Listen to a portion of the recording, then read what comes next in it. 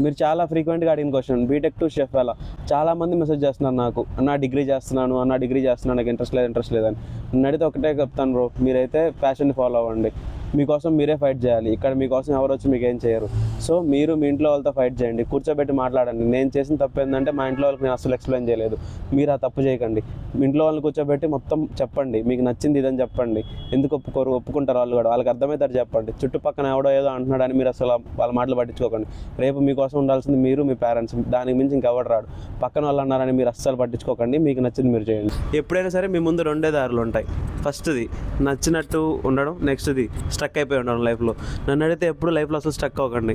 నాకైతే మా friend ఒప్పించింది stand తీసుకొని. మీకు ఎవరో ఉండరు, మీరే స్టాండ్ తీసుకొని ఉండాలి. ఎంత కష్టంగా ఉంటుందంటే మీరు నేను వీడియోలో చూపిస్తున్నంత ఈజీగా అయితే ఏది అసలు ఉండదు. చాలా కష్టంగా ఉంటుంది. నేను ముందే చెప్తున్నాను. మీరు తట్టుకొని ఉండగలుగుతానంటేనే మీ ప్యాషన్ని ఫాలో అవ్వండి. ప్యాషన్ ఫాలో అయితే ఏది ఈజీగా ఉంటుంది అనుకోండి. ప్యాషన్ ఫాలో అయినా కూడా ఎంత కష్టంగా ఉంటుందో నేను చూస్తున్నాను, మీకు చూపిస్తున్నాను కూడా. నేను నెక్స్ట్ ఇంకో సిరీస్ ప్లాన్ చేస్తున్నాను మా షెఫ్స్ అందరితో. ఎక్స్పీరియన్స్ని తీసుకుంటున్నాను, ఫ్రెషర్ని తీసుకుంటున్నాను, రియాలిటీ వర్సెస్ ఎక్స్పెక్టేషన్ మొత్తం మీకు ఎక్స్ప్లెయిన్ చేస్తాను.